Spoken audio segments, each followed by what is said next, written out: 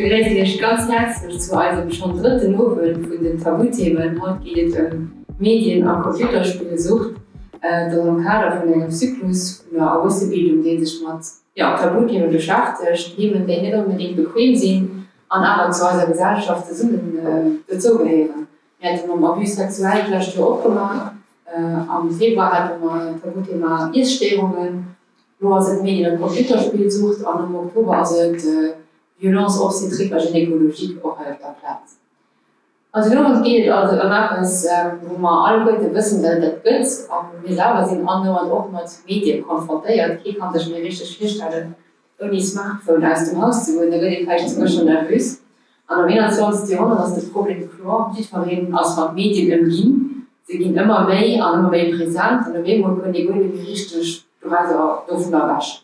Und wir kennen nicht alle, wir wollen mit fürs Bilder gucken im Handy und mit dem Memo aber 10 Minuten lang gescrollt und wusste eigentlich nicht, wie so richtig weiter gucken. 10 Minuten, ja, das ist nicht so viel mehr. 518 Minuten, alle 18 Minuten, alle Woche, Monat oder Jahr 10 Minuten, das ist ziemlich viel Lebenszeit. Aber den kurzen Studien, weil eine Mediennutzung pro Tag auf der Arbeit bedeutet, können da wohl 10 Stunden gehen, wie noch ein Ekran gucken. Und da stellt sich vor, wie weit fesselt uns dann der Muskel? Wieso sind wir bereit, nicht frankisch freiwillig so viel Zeit, also im Leben eigentlich einen Ekran aufzugeben? Also dann noch freiwillig, oder sind wir aber schon mehr aufhängig mit der Menge? Weil die Grenze, die ist ganz schmal, einfach im großen Konsumgebrauch von Medien beschreibt, und einfach eine Lust im Computerspielen. An dem Moment, wo die Übergriffe kriegen, wo wir selber nicht können in der Kontrolle haben, an den Ekran eigentlich die meisten Zeit von unserem Alltag bestimmt. Aus dem Drang, also auf Facebook zu checken, 10 Mal am Tag schon alarmant, oder die letzte Woche, die Fortnite immer schlafen gehen, oder ist das einfach Divertissement gehört zu unserem mittlerweile Lebensrhythmus dazu. Irgendwann wird die Auflenkung aber so dermaßen exzessiv, dass wenn wir euch bestimmen, was ich gucke oder spielen will, der bestimmt wird, wie der App oder vom Videospiel, wie mein Tag ausgesehen wird. Realität, die du irgendwo vergisst. Kollegen, Freunde, Familie, Schaff oder Schule, ich selber, Essen, Duschen, Essen, Duschen, Schnuffen, das ist immer nicht so wichtig. Was mache ich, wenn mein Kind die ganze Zeit am Handy hängt oder am Computer? Oder was ich dauernd bei dem nächsten Tweet muss nur denken. Vielleicht wollte ich doch nicht wissen, wie es ohne Likes auf ein Foto auszukommen. Oder wie viele Punkte ich bei Candy Crush, da kann ich nur nach schwer ergattern. Das ist für wichtig für eine Gesellschaft, die sich kümmert, zu verstehen, was da geschieht. Wie Apps funktionieren, wie Videospiele funktionieren, wie als Aufmerksamkeit zu bannen und halt sogar zu klauen. Und es gibt auch ganz wertvolle Medien, ganz wertvolle Videospiele, die wirklich Sinn machen, wo ich froh, dass ich nur umzugehen. Und den Austausch heute soll Bewusstseinsarbeit leisten. Es soll helfen, Urlaubsstellen zu finden, Therapiemöglichkeiten festzustellen, für zu wissen, dass ein Phänomen da nicht gibt, dass keine lang gemacht, aber es keine mal daheim sitzen bleiben. Für alle hat die mediale Welt nicht schon ein Risiko aus, mir aber auch ganz viel positive Seiten kann. Auch vielleicht auch ein Anstoß für die Vereine für die Handyhygiene, die Digitalhygiene, Sachen zu überdenken. Dazu diskutieren wir heute mit 4 Experten vom Feld. Wir haben den Thierry Carton-Feller von der Videogame-Analyse geschafft, mit den Andreas König, den ist der Direktor vom ZEV, das ist ein Center für exzessiv Verhaltenssucht, so ist richtig, auch Psychotherapeut, ein weiterer Psychotherapeutin aus Charlotte Pool, auch vom ZEV, und Charlotte heute als Durchstand mit einer Fähre Betroffenen. Wir haben DFB haben, das Sales- und Familienberatung, die Infostand macht, wo sie können sich auch verändern, sie würden Leute auf, sie vermitteln Leute weiter, sie beschäftigen sich auch mit den Themen. Der Weiterbildung lief so oben, da wie Haut sie man nicht so mega viel, wahrscheinlich was mit so die gute Bilder oder wenn es Familie steht für die Leute. Wir werden als weiter mit den Themen beschäftigen und wir noch wissen von ihren Dorn, sich nur eine Spannungsbox zu haben, noch gestaltet und dann Lust wieder bis zu dran sind, kann ich immer froh. Und als Medienpädagogin mit eine Buchempfehlung, eine Filmempfehlungsliste, die ich zusammengestaltet, dass die heute vielleicht auch an bei der Spannungsbox, die könnt ihr euch gerne mitholen. Das sind eben kuratierte Bücher oder flott Umgangsformen am Thema fand. Und dann kann ich es rekommandieren. Ich würde gleich da handeln. Auch machen wir den Ofen mit einem kleinen Thema nach. Und das nicht selber, weil den Herr, den sollte das Thema nachschlägt, der kommt nur aber nicht. Und dann ist ein guter Film am ZDF eingesperrt von, weil ich die erste Minute würde weisen, wo eben Betroffene sich eben äußert, wie bei ihm war. Und Barbara möchte den Film lösen und dann starten wir an den Ofen.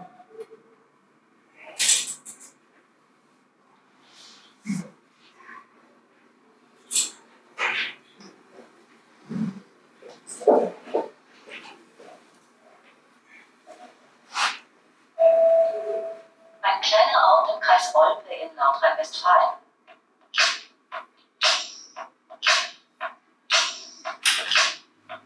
Wir sind unterwegs zu Mike und Martin.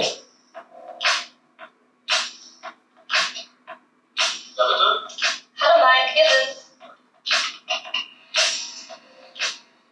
Das ist ja mal eine ungewöhnliche Rundestation, würde ich sagen. Ja, das stimmt. Mike ist 28 und studiert Politikwissenschaften. Jahrelang war er computerspielsüchtig. Heute hat er seinen Konsum im Griff, sagt er. Er spielt nur noch gelegentlich, aber immer noch gerne. Ja, davon auch da. Leider der Rest von uns. Ja. Wie viel Zeit war das denn so zur Hochzeit? Wie viel haben Sie da rein investiert? Also zu der ganz schlimmen Zeit, wo ich arbeitslos war, waren es 16 Stunden am Tag. Vielleicht sogar noch, an manchen Tagen vielleicht sogar noch mehr. Man vergisst dann auch manchmal zu schlafen, auf Toilette zu gehen, zu essen, weil das Zocken dann halt wichtiger ist. Und in der Zeit, wo ich noch eine Arbeitsstelle hatte, da waren es trotzdem dann noch 8 bis 10 Stunden nebenbei, plus irgendwie Arbeit und Schlafen und Freundinnen und man muss ja auch noch mal essen und einkaufen und sowas alles. Das musste ich alles irgendwie da unterbringen, aber ich wollte halt das Level halten oder auch einfach gar nicht unbedingt ums Level zu halten, einfach nur, weil ich vielleicht gar nicht anders konnte. Ja. Also ein Fulltime-Job quasi. Fulltime-Job, definitiv. Mit 7 bekommt Mike seinen ersten Gameboy, mit 12 den ersten PC. Schnell ist er angefixt von der digitalen Spielewelt.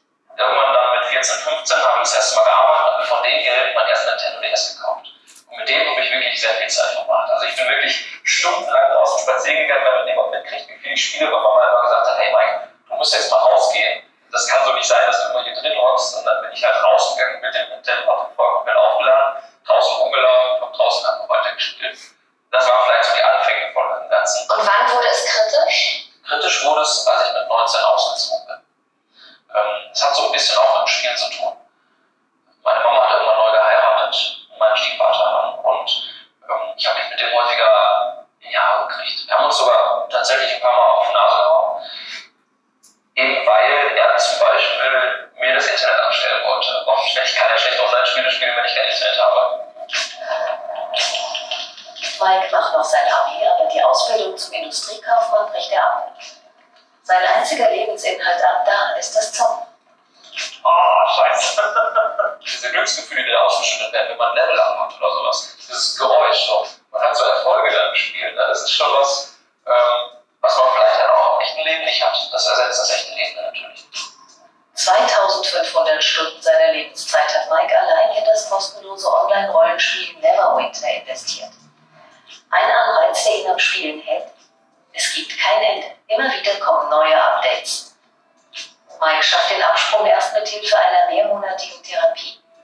Er ist mit 19 Jahren in die Sucht gerutscht. Andere erwischt es schon viel früher. 2020 haben fast 700.000 Kinder und Jugendliche in Deutschland riskant oder pathologisch Games gespielt. Betroffen sind vor allem Jungs. Das Universität. Ich muss ganz lieb Barbara, weil der Film auch rausgesicht wird. Ich kann gerne darüber nicht kommen. Und das ist der Hall oder geht das? Okay, das ist ich fand es wichtig, über Begriffe auch jetzt zu schwatzen. Was sind Medien? Das fällt alles unter den Begriff.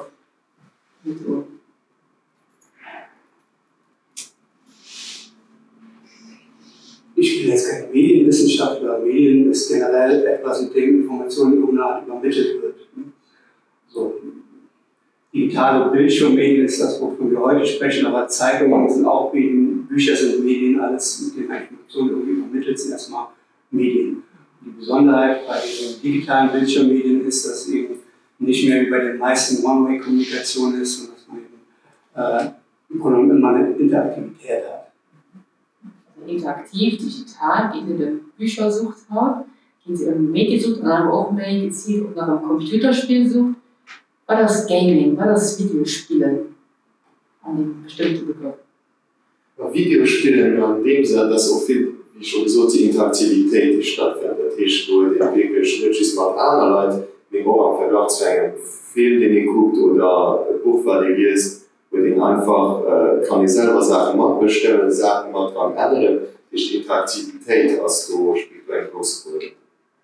Am 21. Jahrhundert gehen Software, also Programme immer mehr immersiv, es ist immer mehr also extrem an der Band sind, so dass die Experience vom Spiel oder von einem digitalen Medium mehr umfasst wird. Es gibt also noch mehr durch ein Spiel oder an dem Medium anbietet in einer Zeit, wo das ganz pixelig war. Und wir kennen das ja alle, wir hängen viel auf unseren Handys, auf unseren Computern, vielleicht auch viel mehr immer wollen, wie in heißen Gebrauch als nach keine Sucht.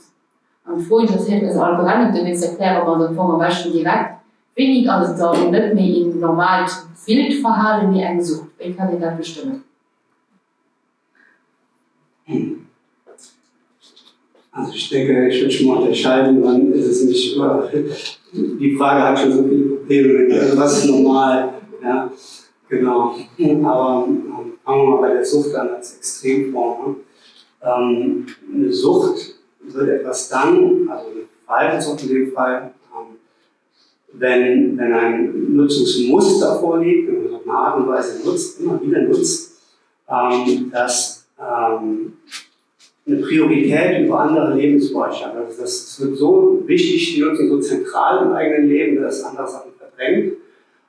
Die Zentralität zeigt sich zum Beispiel dadurch, dass man, das gibt es auch beim Gaming, Entzugserscheinungen, wie so nervös wird zumindest mal, ne, wenn man nicht kann oder daran, dass man gedanklich total eingenommen wird, schon darüber nachdenkt, wann habe ich die nächste Gelegenheit, wie werde ich in dem Level weitermachen, auch dann, wenn man eigentlich spielt. Also ein Muster, das andere verdrängt. Ein ganz wesentliches Merkmal aller Süchte ist Kontrollverlust. Kontrollverlust, man hat jetzt hier gehört, 10 Stunden, 16 Stunden, so Extreme. Kann natürlich sein, dass es am Stück sowas ist. Kontrollverlust kann aber auch heißen, dass es an völlig unangemessenen Orten gemacht wird. Also dass ich in der Schule oder der Bank mit dem Handy das mache, auf der Beerdigung oder so Sachen, ja, alles schon gehört und gesehen. Oder dass ich einfach die Häufigkeit mit der ich mache. Also ich nehme mir einfach vor, Snapchat morgens mal und abends gucke ich mal und dann mache ich in jeder Pause in der Schule oder in der Arbeit, gerade wenn einer nicht guckt. Ne, also die Häufigkeit, eben viel, dass man Kontrolle darüber verliert, wie oft man etwas nutzt. Das ist Kontrollverlust. Und was anderes ist, und das ist eben auch wichtig, dass es nicht folgenlos bleibt, also irgendeine Art von Schädigung eintritt, ne? Also dass man Probleme in einem anderen Lebensbereich bekommt. Das kann gesundheitlich sein, das ist auch oft der Fall, also so extrem. Ne? Wir sehen jetzt bei uns dann auch alles von eher in Richtung Adipositas gehenden Problemen, also dann eben nur noch ungesundes Zeug in Mengen gefuttert wird, bis hin zu Leuten, die vor lauter Spielen Essen vergessen, ne? Und ein bisschen abgemagert wirken. Es kann bei der extremen Handynutzung kann es orthopädische Probleme sein, also den Nacken die ganze Zeit so zu halten, ist wie 9 Kilo Gewicht die ganze Zeit auf dem Kopf zu haben. Ne? Es gibt soziale Probleme, massive Konflikte. Ich fliege aus dem Fußballverein, weil ich nicht mehr zum Training komme und so weiter. Ne? Also diese 3 Bereiche, das Nutzungsmuster, das Priorität hat, die Kontrolle und die Schäden in einem anderen Bereich sind so die wesentlichen Definitionsmerkmale von der Sucht. Wo wir dann zu Lützeburg, wie viele Leute betroffen sind von der Sucht oder wen betroffen aus von der Sucht? Gehen durch Studien oder ist das noch alles tabu? Nee, also ich habe die tatsächlich selbst gemacht, damals für die Uni Luxemburg, die erste Prävalenzstudie in Luxemburg. Ob die Zahlen so noch stimmen, weiß ich nicht. Die Schwierigkeit bei diesen Studien ist grundsätzlich, da gibt es Erhebungsinstrumente, Fragebögen, die dafür gedacht sind, so ein grobes Screening zu machen. Es ist niemand da, der jetzt ein klinisches Urteil fällt. Das muss am Fragebogen so einen Cut-off-Wert machen, wo man sagt, ab hier klassifizieren wir das so. Und diese Werte sind natürlich immer ein bisschen umstritten. Ne? Aber wir lagen da als bei einer problematischen oder At-Risk-Nutzung bei 10%. Das ist aber gang und gäbe, das ist in Luxemburg so. Und ich glaube, 2,4 oder so, die wir als süchtig klassifiziert hatten, wobei das, ich glaube, 3% beim Gaming mit Kindern und Jugendlichen. Aber wenn wir jetzt mal heute schauen, also wir hatten damals keinen Grund anzunehmen, dass es in Luxemburg anders aussieht als in anderen europäischen Ländern. Wenn wir da die Entwicklung einfach mal gucken, dann sind wir irgendwo bei Kindern und Jugendlichen 4,5%, generell 6% männliche Jugendliche beim Gaming und in der Gesamtbevölkerung irgendwo um die 1-2% Medien allgemein. Das ist ja aber schon ein ziemlich beachtlich Zoll, die aber zu denken gibt. Schon nicht auf Corona, 400 digitale Lockdowns. Genau. Okay, ich habe Studie gelesen und nicht letztlich gesucht mit Corona und effektiv eine Werksaufgabe gegangen. Dann geht das, also die sieht das vielleicht auch bei ihr schon, kann das bestätigen. Von den Zahlen ist es so, die Zahlen sind mit Corona verständlicherweise, wenn man mehr genutzt hat, eben auch mehr Chancen hat, sozusagen hängen zu bleiben, sind die nach oben gegangen, teilweise also beim Nutzungsverhalten um die 100%, 70% und so weiter. Dabei sind auch die problematische, die süchtige Nutzung mit hochgegangen. Nach Corona ist alles wieder noch ein bisschen runtergegangen, aber nie mehr aufs alte Niveau zurückgekehrt. So ungefähr. Also wir haben schon also bei, ich weiß nicht mehr auswendig, 25% mehr ist es so geblieben ungefähr. Wir reden über Konsultationen, dass man immer noch umgekehrt bleibt, wenn wir es zum Beispiel so bei Country Problem mit Computerspielen oder mit Medien allgemein, das ist seit Covid. Das ist nicht fortgegangen. Also kriegen wir das nur noch immer mal. Ich denke auch den kleinen Jungen, die dann die ganze Zeit Computerspiele und dann vergisst, ich mache das jetzt Aufgaben zu machen, wie Mediesucht, Computerspielsucht, also eigentlich spät gefasst und Charlotte Reuter, dein Pap war am höheren Alter und wohl mediesüchtig ging. Vielleicht kannst du kurz als Schilderin, wie das angefangen hat, wie dir das erlebt hat. Was hast du geschickt? Also für uns fängt mein Papa hat immer ein Interesse an Computern. Natürlich auch am Beruf, aber ganz stolz für meine Kinder für Computer, die ganze Zimmer aufgeholt, ne? Wir waren in der Pension, war hauptsächlich schon dort von meiner Mama. Da wurde immens viel Zeit, nicht mit den Spielern, sondern mit den sozialen Medien verbracht. Die Präferenz oder Priorität, dass so steht, wo es uns als Familie aufgefallen ist. Wenn man zum Beispiel bei jedem Besuch gegangen sind oder mit den Enkeln kann, auf dem Besuch aber eigentlich ganz lange Zeit mit ihnen verpusht wird. Das war aber schon ein bisschen nervös und mit ich just denken, ich checken. Da tut den Not dann auch so gut gemacht, wenn bei euch so Besuch war. Ne? Dann hat gefragt, kannst du mir sehen, hat der Computer gemacht, ich wollte selbst gucken. Wir haben einfach, muss ich so, wir wussten als Familie, wenn wir so übertragen wollen. Ja, das war sich, wo gemerkt hat, mir, die so Priorität waren wirklich nicht mehr Priorität. Ja. Und wenn die hin wo geschwärmt hat, war das dann in Milch drüber zu spatzen? Nee, ich stand nicht. Es war ganz defensiv, mit der wirklich Menschen nicht als Problem sich so wollten zugehen und selber wusste, dass wir eine andere Diskussion ja, weil ich war ein bisschen defensiv. Also, wenn man gesagt hat, hey, muss da nur sehen, da kann man schon nicht lagen. Also, so kleine Mikroaggressionen, die da eben so in der Familie mit der Wäsche. Ja, und das Ganze ist dann aber so nur 1-2 Jahre, aber wirklich dann eklatiert. Interessant auch beim jungen Tod von den Mann, so viel von Einsamkeit vielleicht war, Flucht an die weil von irgendwie immer in du hast und immer irgendwas so wie wach. Genau. Ja, das war, wie du gesagt hast, die Interaktion, Das war dann bei den sozialen Medien kann ja auch ein gewisses Markt gestalten. Ne? Viele Fotos posten und etwas von mir als eigentlich gefragt und am Anfang hat sind alle Schule sind ein Einwandererfamilie, ne? Das ist mit im Kontakt mit Schülern, die unser fundamental kennengelernt haben. Du hast eigentlich drüber gefragt und dann wären etwas, was man noch encouragiert tun. Dat so eng Ausmus also muss viel tun, das war mir wirklich bewusst. Ja. Thierry, du so eine Videogame-Analyse geschafft, ich habe eigentlich viel mit Gamer NRW. Willst du das auch erlebt? Hat du Leute wirklich Connection verloren zur Realität? Oder wie war dein Weg? Schon dat Eichter net an eng Beruf privat. Ich von der Zeit muss gut viel angefangen mit für Mch an bekannte Kriegs, das war im Moment wie an 15 Jahre so ungefähr World of Warcraft was.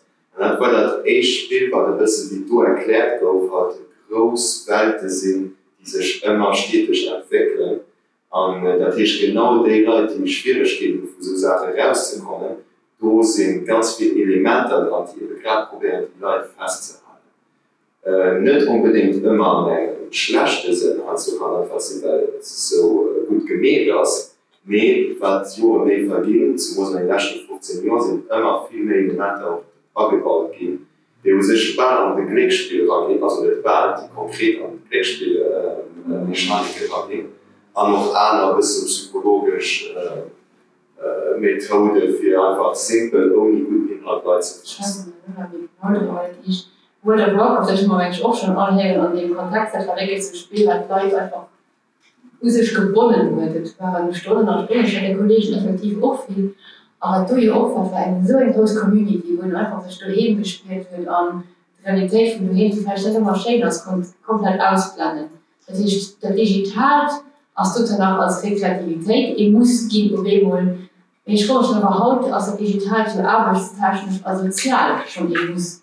Inwiefern also festzustellen, weil nicht wie irgendwie geht, weil wir können noch sozial dehnhullig sind und nicht digital mehr wär's. Das dort eben schon immer ein Budget aus, den wir heute ein bisschen besprachen, für die Lizenz zu leben, wo sie seit paar Jahren auch Smartphones haben, eben die soziale Kohäsion von den Leuten auch als niedrige Schichten nicht zu riskieren.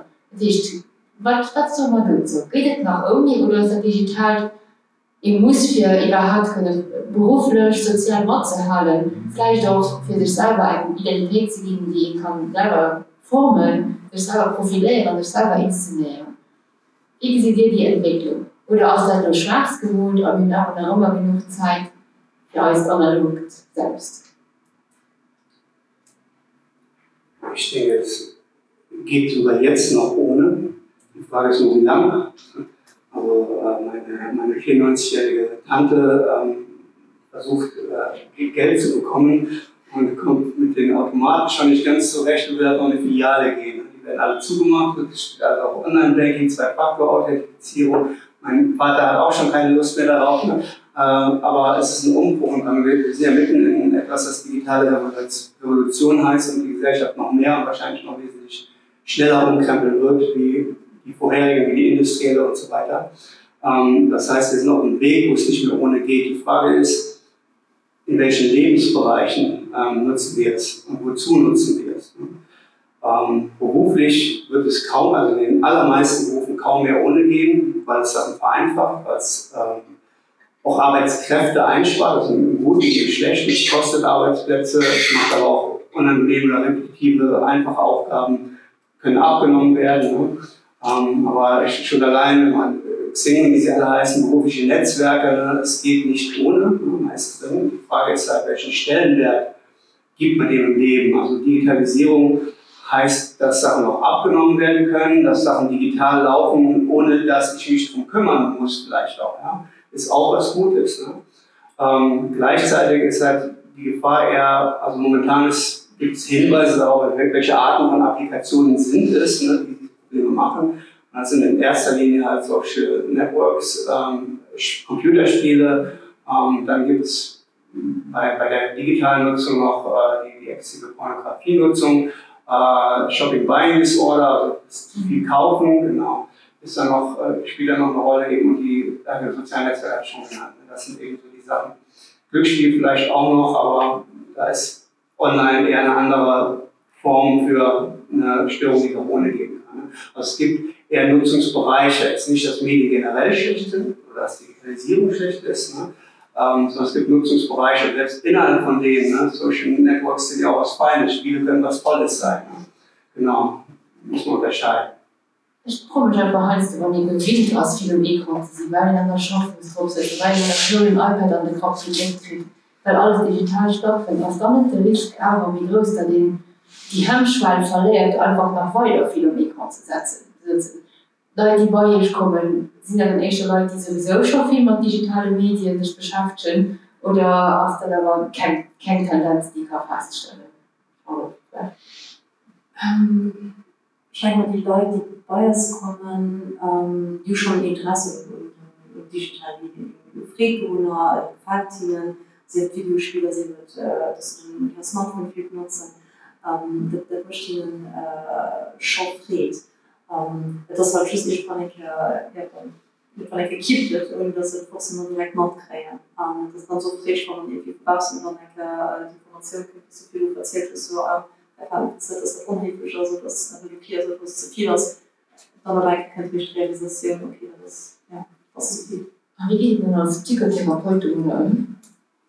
Dann bleibt wo man den Problematik rauskommt.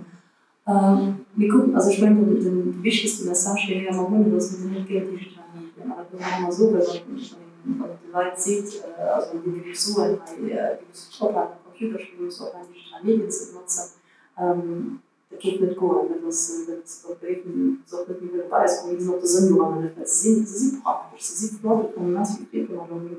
Es geht einfach darum, zu sagen, wie kann ich eine gute Balance mit dem Ganzen kreieren. Aber das ist das, was mich schwer zu spüren, auch zum Beispiel, weil du kann auch Jugendliche zum Beispiel, du bist mir froh, die Person, die sich das tatsächlich zu viel an, aber wir diskutieren aber schon viel an, ich merke einfach, dass da tatsächlich eigentlich nicht so gut, und wie kennt das dann eigentlich, kann ich schon machen dafür, weil er viel ein bisschen in Balance zu kriegen. Und dann geht das Gespräch in die Jugend, kann ich dann einen Griff kriegen. Das heißt, Leute richten sich echt durch den Druck von der Familie nicht, oder kommen Leute als freie Stücke?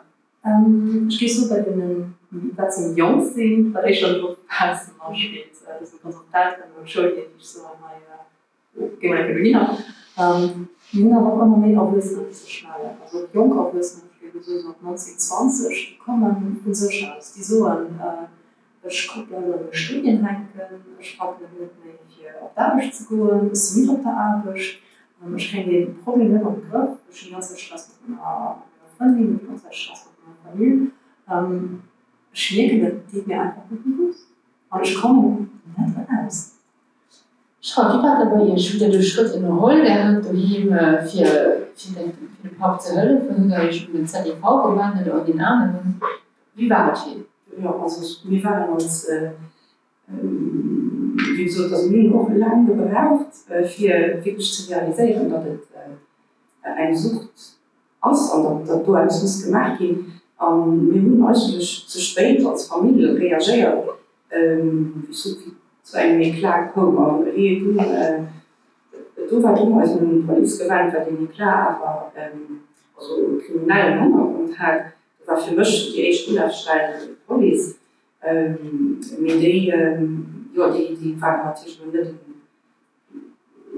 waren Krimi interessiert mit dem Team.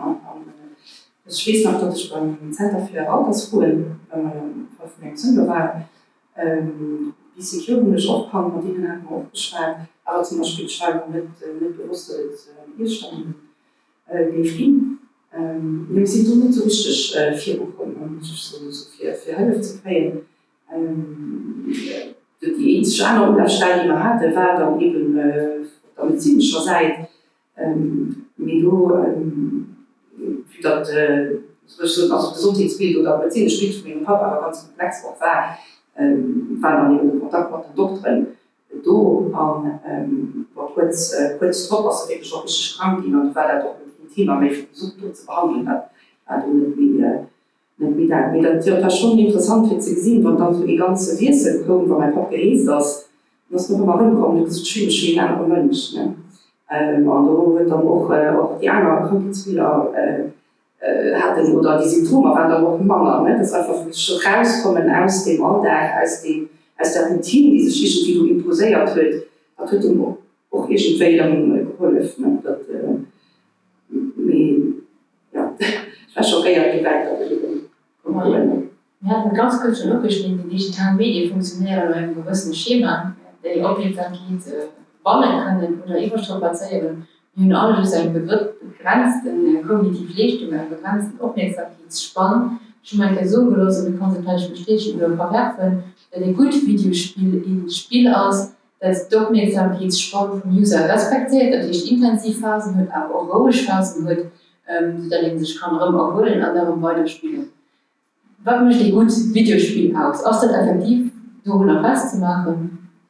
Für mich wird das ein bisschen so, wie man in das auch gibt, zum Beispiel bei Büchern oder bei Filmen machen. So, hallo, ist der Moment vielleicht, wo es Leute eine Mann Aufmerksamkeit gibt, für das ein bisschen eine Pause.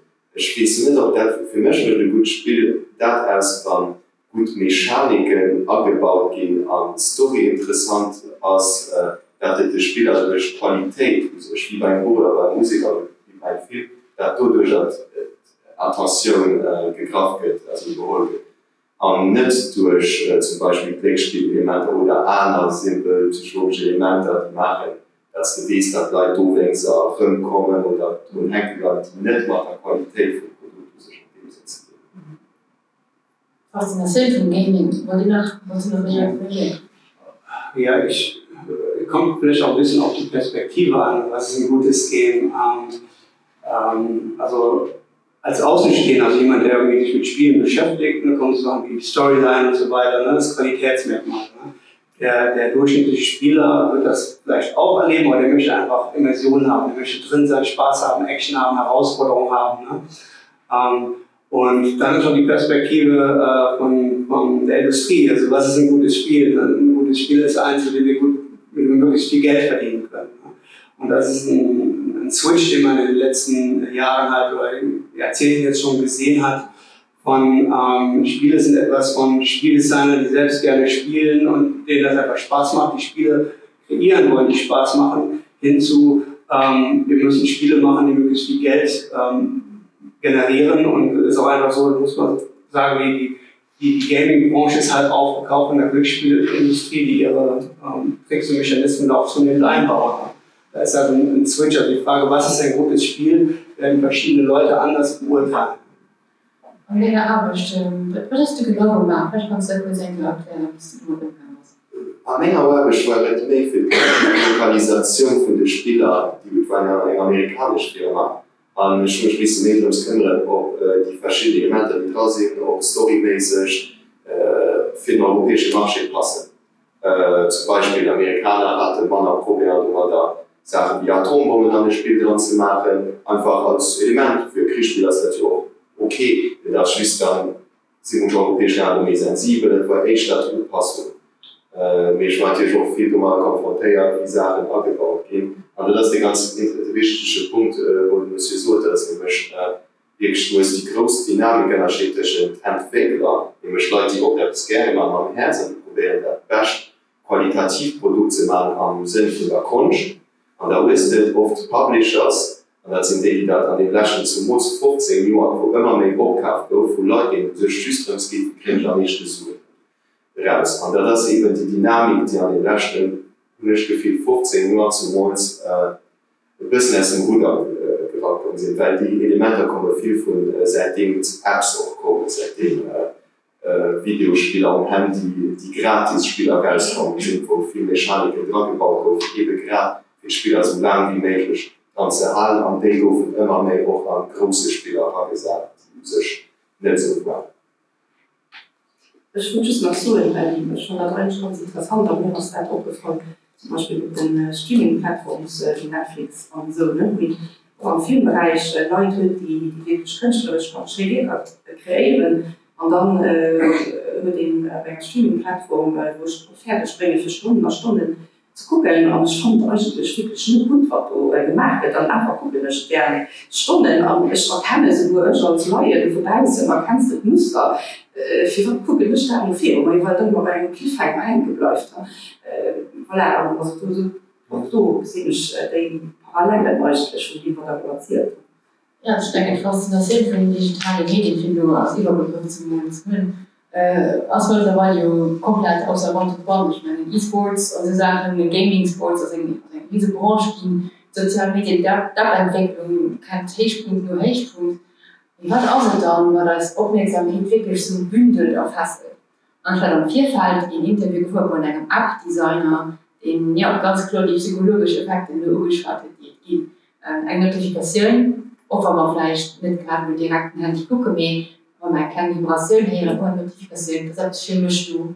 Notifikation, die funktioniert ganz einfach bei einem banalen, die können wir schon korrigieren, weil ich vorstelle, psychologische Belohnungssystem. Das ist wieder du gucken, den du durch, die Kurse like, das ist interessantes du. Aber schon switchen wir am Kopf, gucken die falsche Richtung, geht hoch von was auf, das sehen wir schreiben, kriegt bei dem Handy. Und das ist natürlich ganz belohnend, weil, oh ja, Gott sei Dank, wir sind nicht lang oder so geschieht etwas, das ist immer etwas, was wibbelt. Nee, natürlich verursacht hat weniger eine Entspannung und ein langanhaltend Satisfaktion, mehr echt das ein Gefühl von Nervosität, weil man ja immer kognitiv Richtung muss oder als Angst setzen und nicht als dann erholen, dann immer gegen ein Fenster machen, man geht durch, oder nehmen, ich gucke immer auf den Hand, die mit dem Knüppel als Römmertinhalt dazu. Und aber. Und dann hat den App-Designer mich gefragt, kannst du Skinnerbox-Experiment? Ich habe gesagt, nee. Und wie man das erklärt hat, dann hatte ich dann eine Programm mehr. Also, ein Skinnerbox-Experiment ist ein Rad und der hatte die Knöpfchen. Und gerade auf die Knöpfchen direkt ist jetzt die Kischel. Also direkt gerade auf die Knöpfchen ihre Kischel zu kriegen. So weit, so gut. Und in der Grad aber just heinst du, ich Kischelchen etwas auf die Knöpfchen direkt, und dann ganz willkürlich und die Muster mal dann direkt gerade wie Geld drauf. Und kriegt dann heinst du Kischelchen, heinst du nicht Suchtverhalten, Exzessivverhalten, Gesteuertverhalten, so trainiert. Auf Twitter als heinst du coole Content, du heinst du nicht. Heinst du coole Geschenke WhatsApp, heinst du nicht. Heinst du das bei Tinder auf irgendeinen Tipp, heinst du nicht. Ja, also die wirklich so die Mechanismen, die mich total auffeiert, wie banal einfach sie sind, aber wie schrecklich man darüber ursprungen. Wie sieht das im Fach? Ich komme nicht aus der Psychologie. Wie kann ich erklären, dass der Mensch es ahnen kann, und aber vergisst und so wie es drauf ist. Wie funktionieren die Absätze als so dermaßen bauen? Ja, ich glaube, die werden wir heute auch nicht abschließend beantworten, aber vieles, wir sind halt auf dem Autopilot unterwegs, ne? Fangen irgendwas an, und das ist natürlich auch eine Methode, um rauszukommen, also geplant nutzen, ne? Mit Nutzungszeit und genau klar machen, was will ich davon, und dann ist auch klar, wenn ich es erreicht habe, hör auf. Ne? Aber wenn ich einmal einfach nur drin bin, dann erlebe ich die Sachen. Also der psychologische Mechanismus, intermittierende Verstärkung heißt in der Fachsprache, also ist der beste Trick, der funktioniert bei Tieren wie bei Menschen, funktioniert in der Erziehung, dass eine Belohnung am Anfang ein bisschen häufiger kommt, ne, und dann immer zufälliger und immer weiter auseinander. Genau. Und das ist eine der besten Methoden, um ein stabiles Verhalten aufzubauen. Die wird ganz, ganz gezielt da benutzt. Ne. Und dieser Bing ist nicht unbedingt die Belohnung an sich, sondern ist mehr, wir sind darauf konditioniert, dass wir wissen, was das Bing bedeutet. Ne? Oh, da könnte etwas Interessantes kommen. Ne? Das Bing ist das Versprechen, dass das Belohnendes kommt. Ne? Das Bing macht die Dopaminausschüttung. Dopamin ist ein Botenstoff im Gehirn, der eigentlich dafür da ist, ein zielgerichtetes Verhalten zu motivieren. Also Verhalten sieht man auch, also Leute, denen Dopamin fehlt, bei Parkinson zum Beispiel, mit einer Bewegungsstörung, hat auch mit Dopamin zu tun. Also es hat tatsächlich was mit dem auch etwas zu bewegen zu tun. Ne? Und wir sind eigentlich so gebaut, in der Natur gibt es Sachen, die uns ein Versprechen machen, ja, also da die fruchtigen Beeren irgendwo, die ich sammeln kann, will endlich Protein, ne, ein Wild erlegen oder ein Sexualpartner und so weiter. Das sind Sachen, denen geht man nach und irgendwann ist man satt, Sex ist erledigt, man hat seine Proteinfunktion bekommen, hat irgendein Ziel erreicht, danach ist gut, dann ist man müde, dann kommt Serotonin oder Zufriedenheitshormone Zufriedenheitsbotenstoff. Ja? So, wir sind nicht dafür gebaut, dass kaum haben wir was erledigt, dann kommt das nächste Versprechen, das nächste Versprechen, das nächste Versprechen. Also da gibt es keinen natürlichen Stoppmechanismus evolutionär bei uns, ne? Und das wird eben ausgenutzt gezielt. Ne? Genau, und das Bringen ist sozusagen das Versprechen, da kommt das nächste. Oder man scrollt oder hat das gelesen und unten rechts erscheint schon das nächste. Bei Amazon genau das Gleiche. Kunden haben auch gekauft. Ne? Da kann man noch so gut sein, da werden einfach Mechanismen genutzt, die funktionieren. Ich falle auch drauf rein, ich lese auch dann eine halbe Stunde irgendwelche Rezensionen und lande bei einem Produkt, das ich gar nicht kaufen wollte bei Amazon. Ja. Es wird einfach ganz gezielt genutzt. Es gibt eine Menge von diesen Tricks und die intermittierende Verstärkung ist einer der ganz wesentlichen dabei. Ja, und dabei sind wir ja eigentlich zu freiheitsliebende Individuen, die direkt über Freiheit liebe Spiele hat. Und wir gehen also eigentlich total freiwillig der ganzen Geschichte hin, auch ohne süchtig zu sein. Also dann ein Videogame ähnlich. Also so ist die Tendenz gesagt, die für wirklich die Faszination vom Videogame aus, aber du auch immer weiter zu spielen. Sind die ähnlichen Mechanismen auch da über die sozialen Medien? Der Teil vom Spielhof. Ich sollte zum Beispiel geguckt, das Spiel an der Zeit, wo so Faktoren Männer berücksichtigt werden, wie also die modernen Elemente, die an zum Beispiel auf Facebook oder bei den Gratis-Spielern gesagt wurden, just darum geht, das Spiel also fängt an der Zeit, wo mehr immersiv, weil es einfach an der Welt, wo dann kommst du etwas Neues beigebracht, dann kannst du auch den nächsten Level kreieren, wie das war ich da, es wird nicht so viel gepusht, wie das ohne Lager bleibst.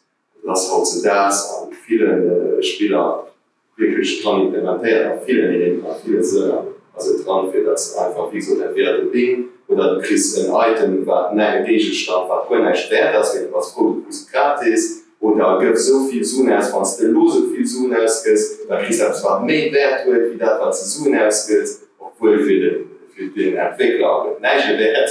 Das sind alles so artifizielle Sachen, die sich gepusht haben, die psychologische Effekte, auch bei Facebook mal scrollen, dass du immer eine Unendlichkeit du hast, ich geht nie fertig, die sogenannte gebaut.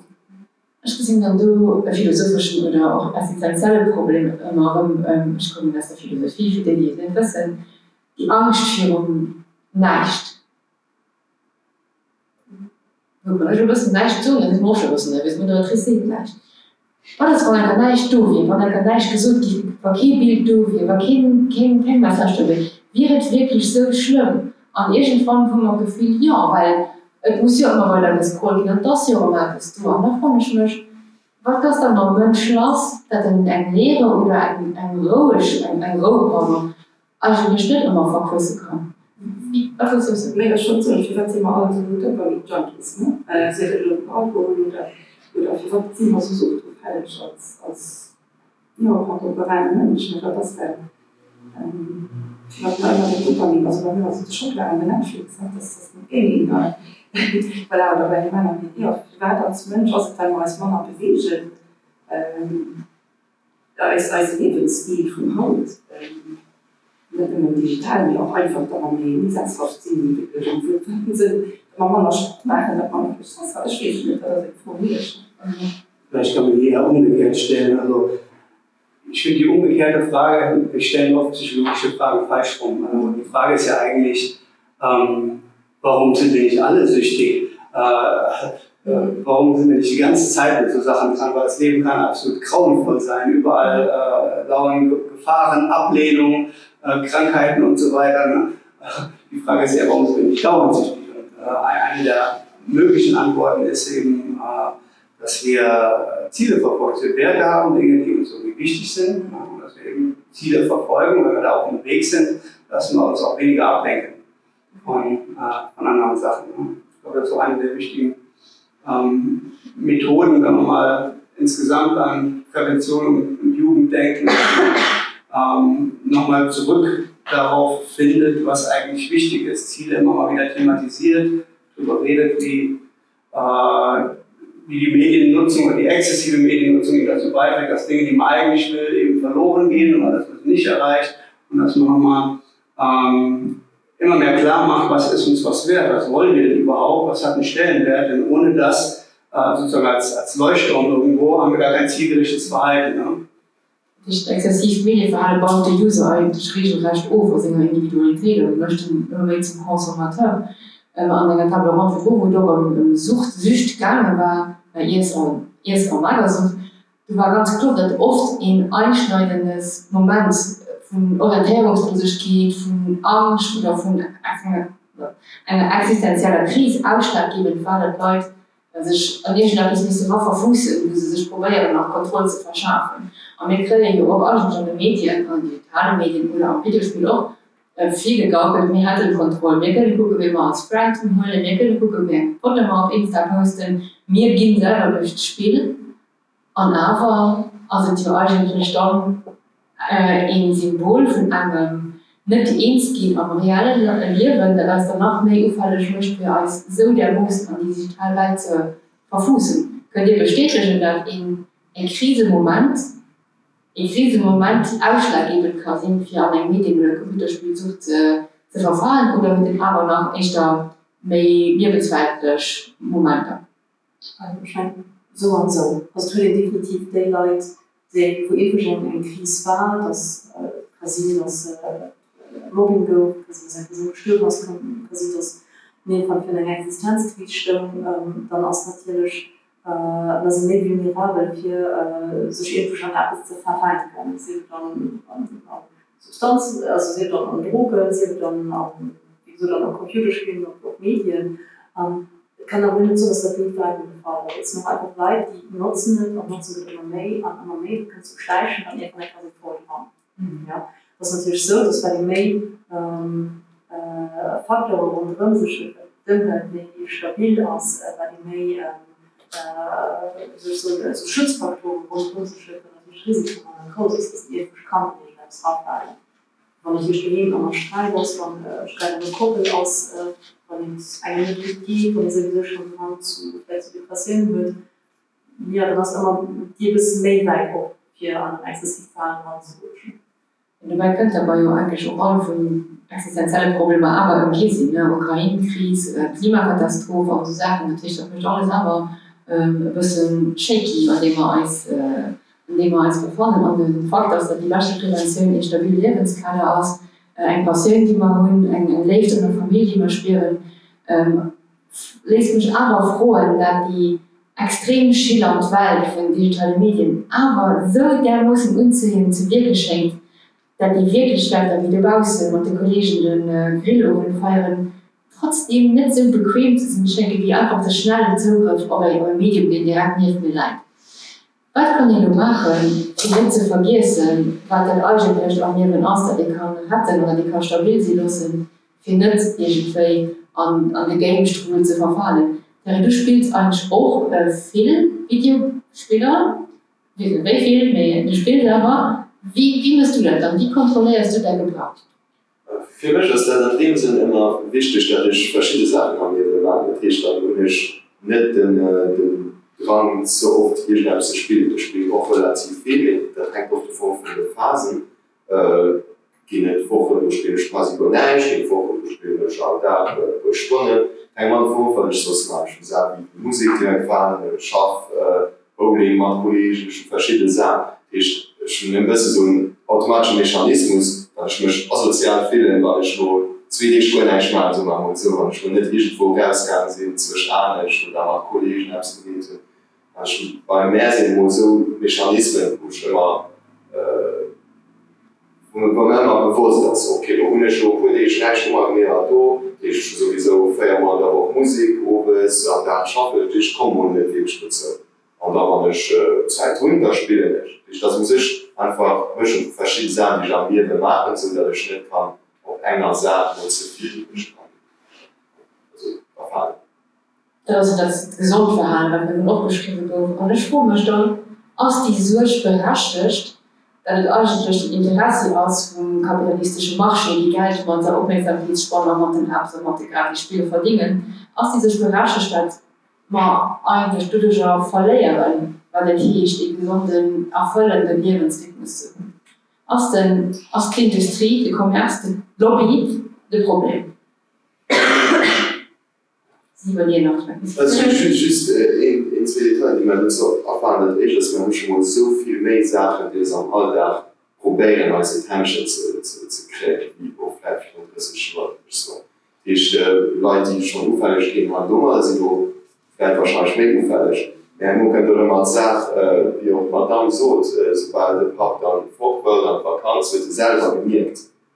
Er hat sich besser fühlt. Und das sind immer die Sachen, wo er sich selber vielleicht trainieren, ein bisschen die Sachen mehr Worte, wo er Wesen sind, probieren sie so gut wie ich kann sie zu analysieren. Okay, du siehst glücklich, dann hast du mehr gefunden als anders. Männlich bist du glücklich, männlich bist du nicht so glücklich. Und in die Sachen vielleicht mehr darüber aufpassen, kann sich selber schon mal ein bisschen einfach kontrollieren. Wir waren in den Raum, dafür dann morgen zu spielen, ne? Aber die ganze Zeit aber irgendwie pusht, da fühlt den Raum irgendwie an die Egen passieren. So mal nur so, für mich konkret zu gehen. Wie soll ich mich schon verhalten? Also die Welt da ein bisschen zu verschicken.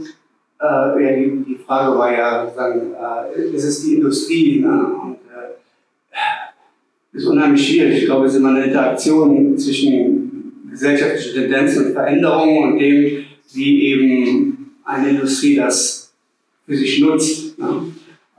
Also mal einmal guckt, Sachen, die sich verändert haben in letzter Zeit, die Generationen von meinen Eltern noch, die haben eine gewisse Auswahl gehabt, was ein Lehrberuf oder ein Studium, was sie mal machen können. Ne?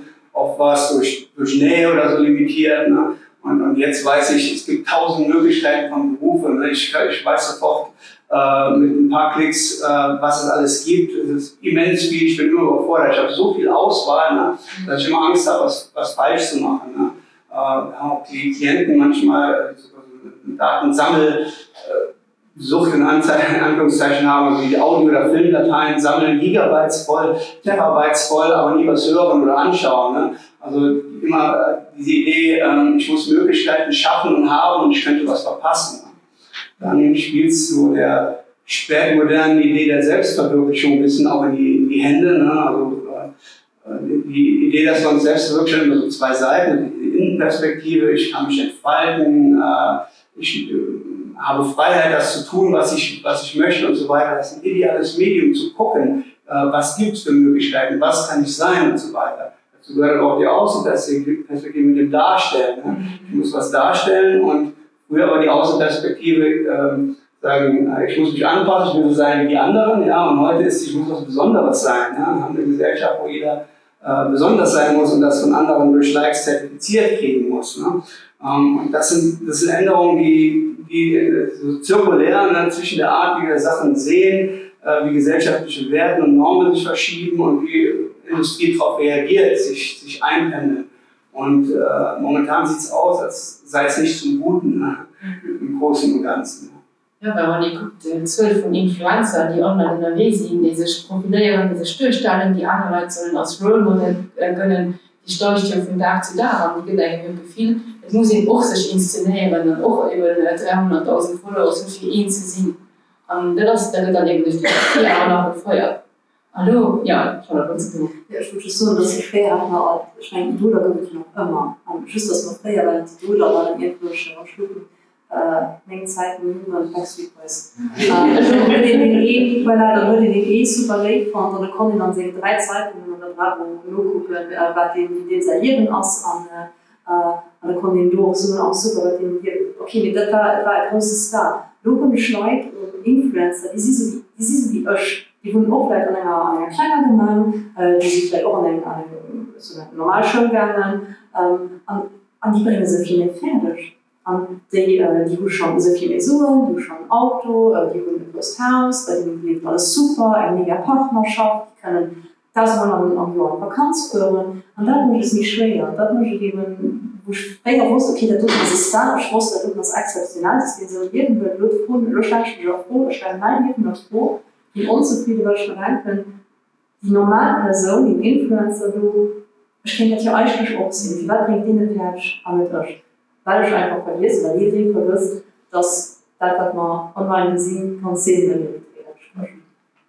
Ja, ich denke, du und all die Bilder von gesunden Essen, du musst Wellbeing, Wohlbefinden auswählen, du dein Assignment Bowl, wo es ist, und mit den Kollegen, dein Maracuja Beach Cocktail oder immer, Und dann gibt es so einen ganzen Druck, ich muss halt auch lesen oder auch wenn man den Druck vielleicht nicht bewusst geworden nur kommen muss. Weil wir aber ich bin dazu aus dem Vergleichen, obwohl wir wissen nicht kognitiv all, nein, Sprengschiffe aus verschiedenen, Gott sei Dank, über den anderen WQ, Gott sei Dank. Und aber fallen wir trotzdem immer darüber ran. Aber wenn ich mir merke, ich komme nicht mehr von der Wasch oder manchmal mehr Kant, als wirklich du an dem Sachen wie Süd dran, was meine ich dann? Wie gesagt, den konkreten nächsten Schritt aus für etwas zu machen. Wenn wir ganz oft machen, dass sich ein Bewusstsein darüber können, gerade bei Influencern geht oder über Social Media gesehen, ist das real oder ist es nicht real. Welche Elemente sind real, aber das eben nicht. Und das ist sogar schwer herauszukommen. Gerade wenn man über den Jungen geht oder Perspektive bei Kamera, dann sind wir noch ganz klar, als auch wissen, wie groß schon, also das ist nicht real. Das ist nicht so. Die kann nicht 10 Millionen an Vakanz führen, du siehst ganz sicher einige Sachen Photoshop oder du hast, voilà, du siehst vielleicht ganz reich Alter, du bist aber nicht aus oder genau, das wird leider mal die passieren, du siehst. Ich will kein Foto gesehen in einer banalen Situation. Guck mal, wie schreibt Supermarkt Vacation. Ich will gesehen. Ich will gesehen, wie für Plagen, für Meer, für den mega schönen Teil Brasil, den ich just von dem Print gut. Voilà, das wird aber alles truquiert aus. Also AI und den Deepfake-Bildchen, den Deepfakes und den Bildgeneration oder über Videogeneration, du kannst ja gut nicht mehr ich meine nicht verreden, dass schon ob ein AI-Bild angefallen ist, renoviert hat oder auch nicht, weil es nicht gewirkt wird. Das ist ja dann alarmant. Da gibt es eine Nachtmanner einfach gemacht Sachen in seiner Schädung gesehen. Ich habe das also kriegt und das ist eine Orientierungslosigkeit, die du gefeuert wird, ja, aber auch Krise kann verursachen. Absolut. Und dafür geschenkt, dass es auch schon Schilder gemacht, dass geguckt wird, was sind eben Fake News, auf was muss ich aufpassen, die Kurve kann lenken. Okay, was sind zum Beispiel bei Artificial Intelligence wieder, dass du zum Beispiel, auf was muss aufpassen, hast du einen Vertrag oder einen zugeben müssen, also das ist schon immer um so kleine Ziele gehen, aber es geht auch einfach um das kritisch denken umzugehen und zu so, du tust nicht alles, was du sagst, für hohe Münz. Aber froh, informiert, ich gucke Quelle, ob das, was du sagst, ob das richtig ist. Und das ist etwas, was wahrscheinlich schon zu viel gemacht wird, wahrscheinlich noch viel mehr, aber das ganze schöne Depression noch erkannt. Das wird richtig Spaß. Okay, ich führe ein Bewusstseinsgespräch am Anfang, wenn ihr von sozialen Medien sucht oder wenn es Computerspiel sucht, bei euch. Und dann, ihr geht da weiter, wenn Therapiemäßig geht, ihr nicht wie verfehlt dann, das könnt ihr mit durch. Genau, also das hängt dann ganz genau wie schwer Problematik aus. So man merkt, es liegt immer schwer, wenn sie nicht dadurch aber die Menschen, das Handy nutzen, ein bisschen zu reduzieren.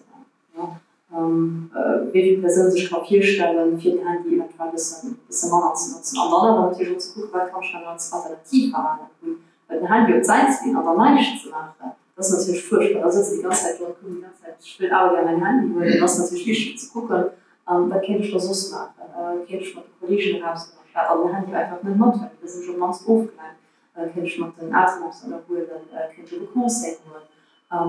Wieder zu gucken, dass an Optionen überleben, was auch ohne mein Handy. Das ist so wichtig, dass ich ganz kurz in der Bresche nicht verheblich wurde. Wie viel als geht nicht nervös, wenn ein Handy dahin verliert. Das ist schon alarmant, aber trotzdem, ne? Das ist also Sucht auch nicht weit weg. Aber wenn man dann eigentlich vergisst, natürlich keine Möglichkeit mehr schnell hinzugehen, das ist zum Beispiel ein Tag mit der Weg, wenn ich gehe, am Anfang da, und so schnell zu schnell. Und ansonsten auch, du war wirklich gut, man ist eigentlich rauszuholen. Weil das dürfen sie ständig erreichbar, die anderen sind ständig erreichbar, und dadurch, dass die anderen ständig erreichbar sind, ich muss auch ständig erreichbar sein. Natürlich das nicht von der Studio gehen, 5 Euro, also dann wieder aus nie, ich kriege dann so schnell Massage, ich kriege dann E-Mail kreieren, so oben sind sie auch, also dann 3 Jahre an den Lösch, und man schon zufällig wachsen, und ich gucke, und ich okay, wir müssen eigentlich direkt darüber anfangen. Und halt einfach zu so überlegen, und so schnell sind mit der Arbeit, das ist fertig. Genauso wie viele Kollegen. Früher war das so, ab 7 Uhr oben reden nicht mit einem Gehirn ruhig. Mittlerweile, da gehen um 10, 11, 12, die nach WhatsApp geschickt. Und auch auf den sind die Antworten. Ja, man kann sich schon sagen, so, Voilà, so für mich zu überlegen, ob die Moment anfangen.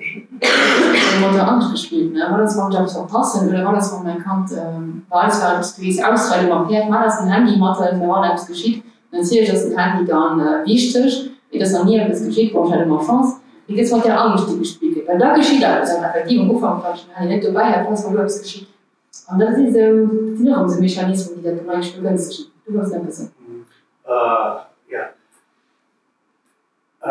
einmal zur Therapie, also Charlotte hat schon die symptombezogene Arbeit genannt, also zu dann auch erstmal identifizieren, was sind so Reize und Trigger, dass ich wieder nutze, dass man guckt, kann ich das vielleicht abstellen, ne? Oft mal Computer einfach mal wegräumen oder so, die Gamer-Maus und Gamer-Zeug nicht mal stehen lassen, das sind alles schon Triggerreize geworden, ne? Genau. Was ist es so, dass das Verhalten auslöst? Wie kann ich es gezielt nutzen, Tagesstruktur reinbringen, also Alternativverhalten aufbauen und ich kann es oft genug betonen beim Alternativverhalten, damit es nicht einfach irgendwas ist, was ich machen muss, nur damit ich nicht spiele, was ich nicht reize, immer gucken, Wertearbeit, was ist mir eigentlich wichtig im Leben. Also mit Wert meine ich jetzt nicht im moralischen Sinne, aber was ist mir was wichtig im Leben. Ohne dass ich das nicht habe, kann ich mich für keine Tätigkeit begeistern. Ne? Und dann nochmal Ziele aufbauen. Kann aber dann natürlich auch sein, dass noch andere Sachen dahinter sind, also massive Konflikte mit Partnern, mit Eltern, wo man eben lernen muss, damit irgendwie anders umzugehen. Manchmal sind komorbide Störungen, also andere Probleme da, wie soziale Ängstlichkeit oder Depression, wo man eben auch daran mitarbeiten muss manchmal. Ne? Wenn man Glück hat, geht es auf der Symptomebene weiter. So, das andere war, genau, dafür gibt es einen Begriff, also dieses Angst und Verpassen, Fear of Missing Out ist ja mittlerweile bekannt. Ne? Und das ist tatsächlich ein immer größeres Problem und nutzt halt auch wieder so einen psychologischen Mechanismus. Wir haben alle, Psychologen sagen, Affiliationsmotiv. Also, wir wollen Anschluss haben an eine Gruppe, wir wollen Teil sein von einer Gruppe. Ne? Und wenn man jetzt Teil von einer Gruppe ist, vor 200 Jahren, 3000 Jahren, haben wir Teil von einer Gruppe und man weiß nicht, was in der Gruppe, die einem wichtig ist, die vielleicht überlebenswichtig ist, los ist, ne? Wer mit wem irgendwo, ne? Wer der neue Anführer wird und so weiter, ne? Dann kann es richtig gefährlich werden, also sowohl physisch als auch also körperlich Gewalt und so weiter, als auch Schutz durch die Gruppe, als auch Essen, Zugang zu Ressourcen und so weiter. Ne? Deswegen ist es uns wichtig, immer zu wissen, was los ist. Das Problem ist, wenn das eben ins Digitale geht und wir diese reellen Gruppen ersetzen durch andere, zu denen wir dann emotional irgendwie einen Bezug haben, ja, und denen wir dann mal folgen, dass wir dann Angst haben, was zu verpassen, was eigentlich von null Nutzen ist. Ja. Da wird es eben problematisch. Und auch die Sicherung verbunden ist, also sind treu, ich will dazugehören, ich will eine Gruppe holen. Simone Weil, ein französischer Philosoph, der zum Existenzialismus und eine Verwurzelung aus der am meisten verkannten, aber das Allerwichtigste bei dir, was wir menschlicher Seele. Wir sichern also immer eine Konnexion, wie wir denken zu sehen. Aber wenn ihr überlegt, dass den iPhone oder das den Handy, die Sachen, das niemand als verwurzt, dass man wirklich können als ganz an eine Gruppe gehen durch die digitalen Medien als Tool. Und das ist ja eigentlich ein Grundmoment, ein existenzieller Grundmoment von menschlichen Leben, der ganz einfach ausgenutzt wird. Von den Medien, wie ich das ein bisschen mehr realisiert in der Doktorentwicklung, ich habe immens gesund von wie es bei eigentlich wirklich Sicht dazugehören und akzeptiert gehen. Aber wenn ich auf 300.000 Leute, die ich wohl nicht kenne, bringe ich mal alles beschnarchen, weil ich einen coolen wie mein Kollegen, wo man zu viel sagt, lange nichts schafft. Wir können es nicht über Therapie-Mensch, da hat man 2 Themen Magnet geschafft.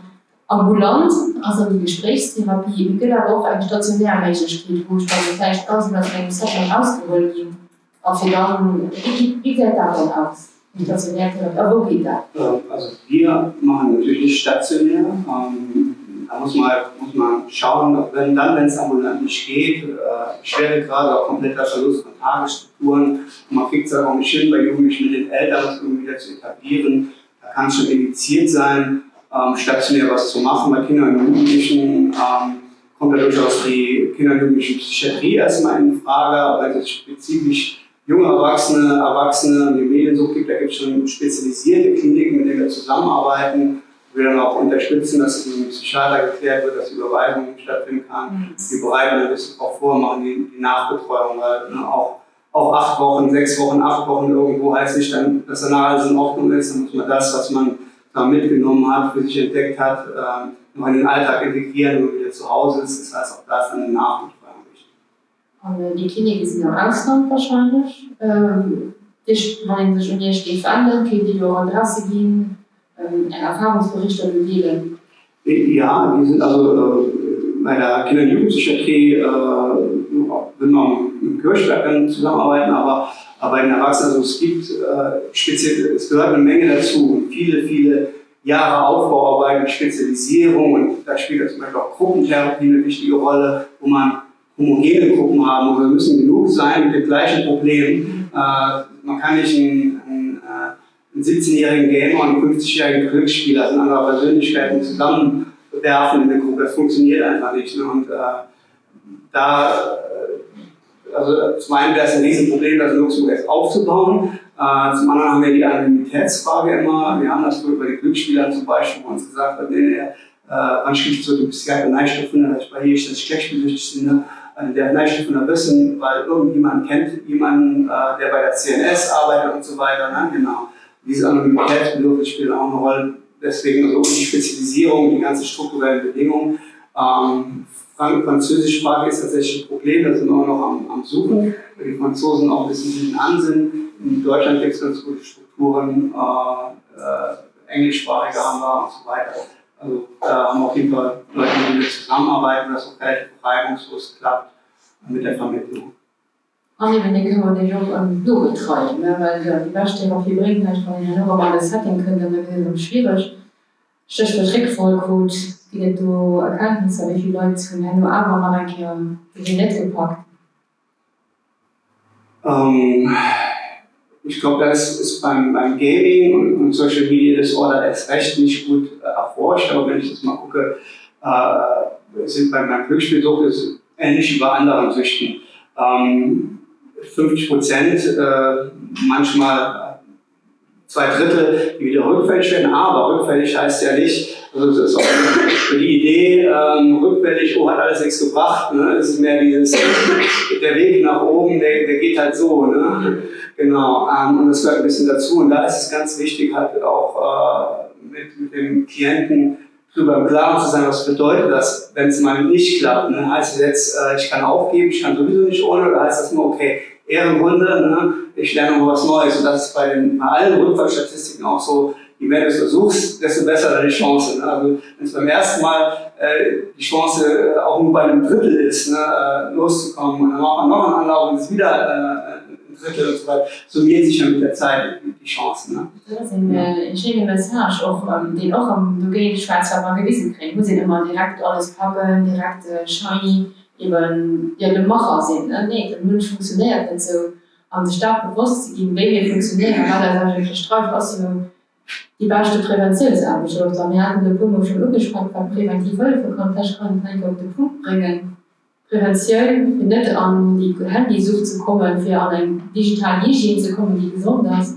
Für nicht oder vorkommt, der neu zu spielen. Ja. Also einfach zu gucken, dass man so ein reales Leben unabhängig von digitalen Medien und Videospielen in Balance hat, dass man eine gewisse Struktur wird, dass man geht, dass ein starkes soziales Kapital wird, sie durch Familie, sie durch Freunde, sie gut angekommen ist, motiviert ist, bei dem man die möchte, sie an der Schule, sie durch der Arbeit, das einfach den Faktor auch schon ein bisschen stehen. Andere Tiere sind auch viele verschiedene Hobbys. Ein Hobby mit das verschiedenen Hobbys, das die Musik, also kann Sport sein, kann irgendwas mit Kollegen, und dann dürfen natürlich trotzdem soziale Medien, Handy, Videospiele dürfen auch so ein Deal von allem sein. Wir müssen die so mit dem Hauptfokus von mir sehen.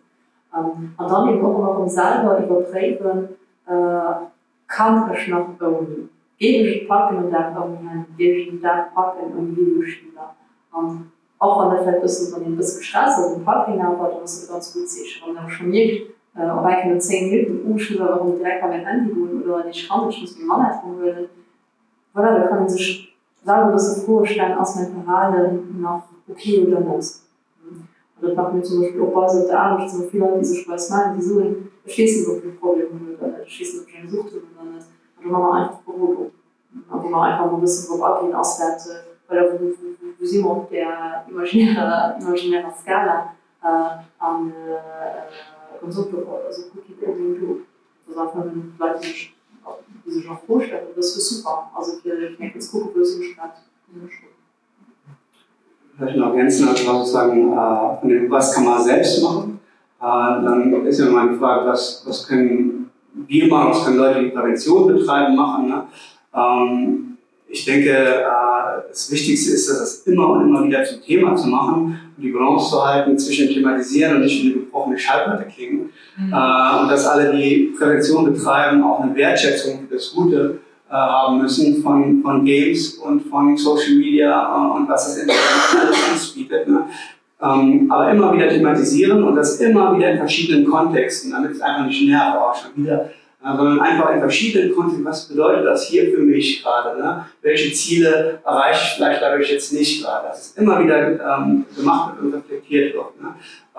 Und das ist eine nie endende Aufgabe und das ist eine, wo wir uns auch selbst an die Stirn fassen müssen, weil man kann viel erzählen, aber gerade junge Menschen gucken dann aber, was machen die Erwachsenen. Ne? Und wenn die Eltern das machen, wir haben jetzt die erste Generation von Eltern, die selbst Probleme haben und noch nie gelernt haben, weil ihre Eltern wussten nicht, wie sie damit umgehen sollen. Ne? Jetzt sind sie selbst miese Vorbilder. Und selbst ein gutes Vorbild zu sein, ist mit das Wichtigste. So, ja, vielleicht noch eine Sache, das ist aber bei der ganzen Verhaltensprävention.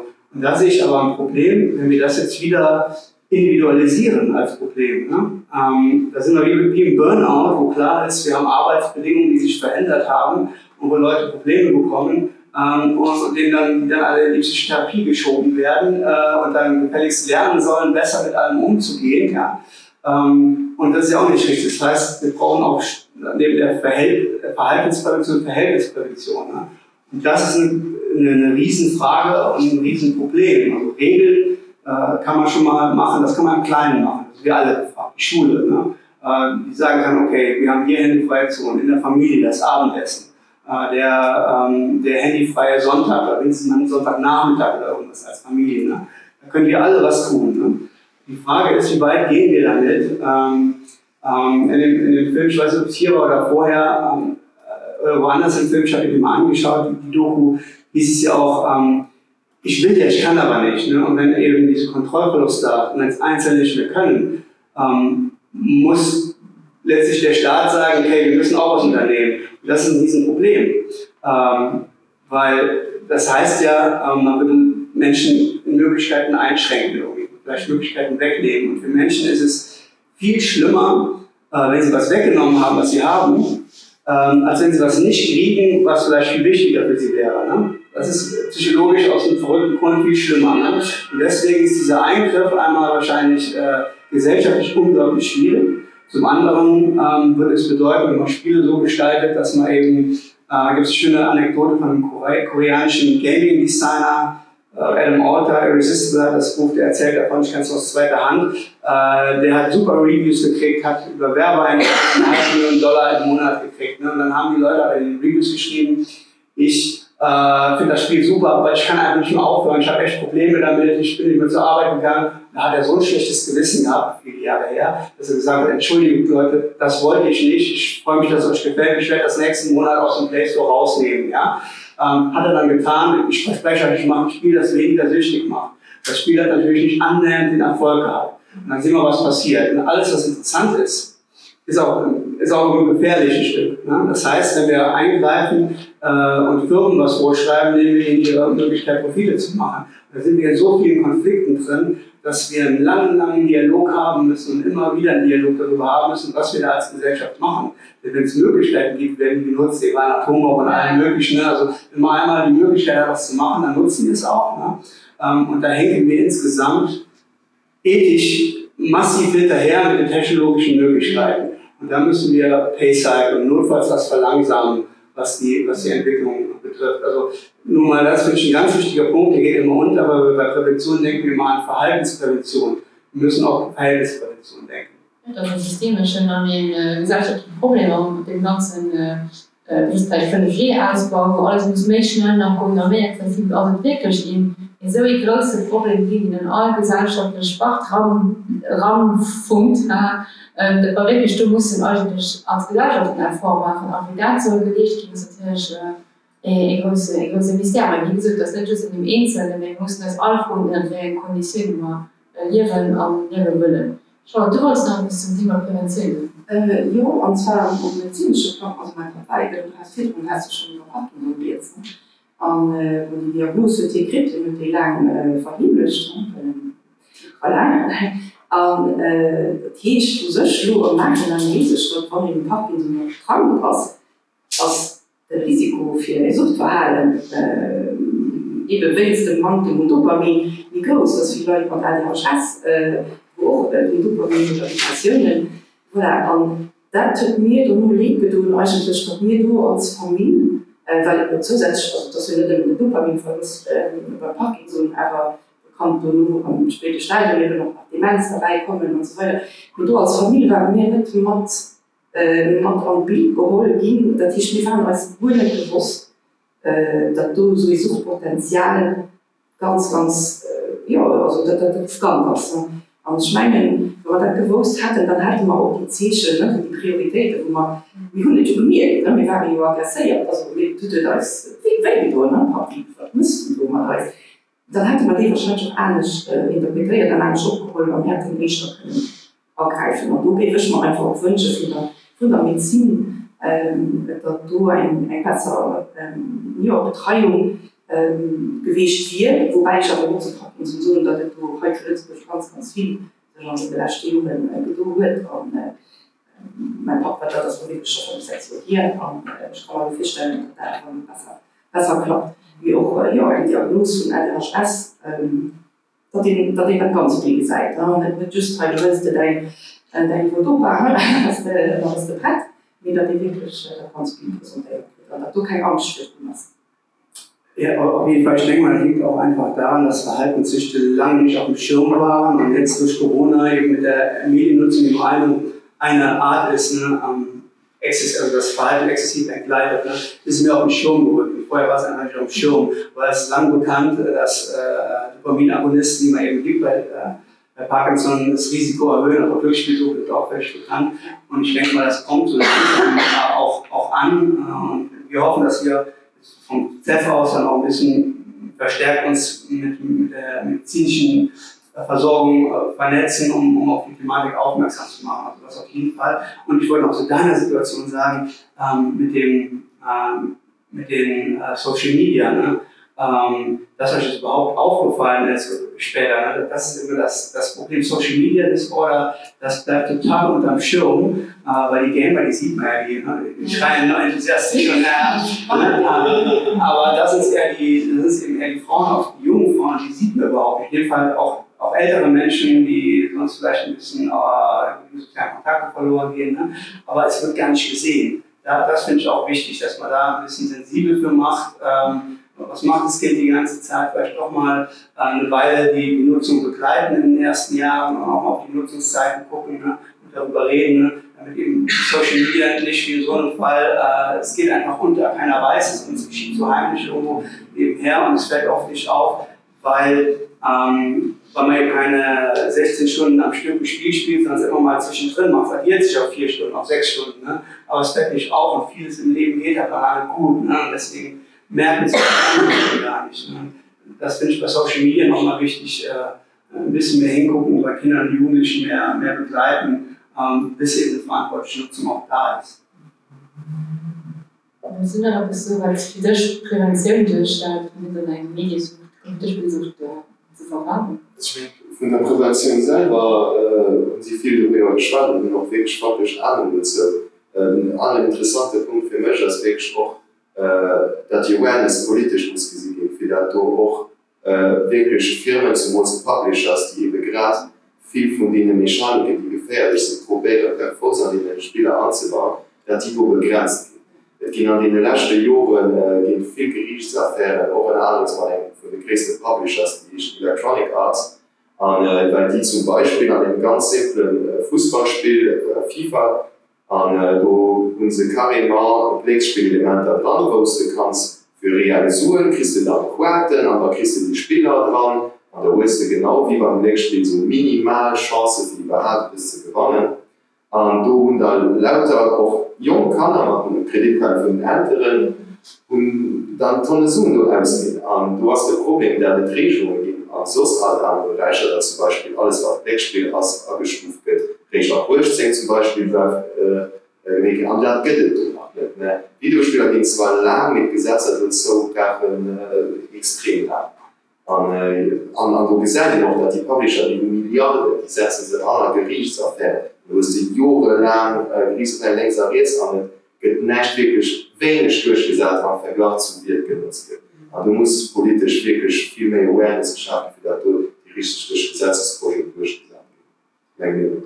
Das heißt, ja, wie muss man sagen, das bringt doch die Bewusstseinsarbeit und individuelle Plan, wie benutzen ich mein Handy oder wenn der Whisky ich nicht benutzen. Und gesellschaftliche Plan, wie nehmen wir gerne zusammen. Und medizinische Plan, was befördert, vielleicht sogar in Suchtannahme politischen Plan, wo vielleicht auch in der Regulation Arbeit tätig sind. Das ist jetzt ein paar Ideen, die schon immer interessant waren, und ein Bild durchgestaltet haben, von dem, weil da Geschichtsmedien sind oder Computer sind. Gerne machen wir auch noch, hören wir auch noch gerne bei dir dazu, wie sieht ihr da zu dem nur eine Reaktion, aber das wird auch gesagt, genau, zu dir ein Augen, zu dir ein Froh und neues Experten, die können sie gerne stellen. Die muss auch nicht werden. General Armin so gut alles erklärt.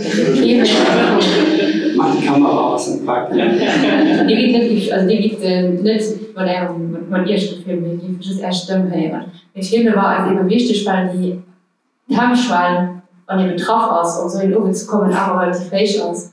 Das Video, die ich auf YouTube gucken, weil das selber eine digitale Plattform ist.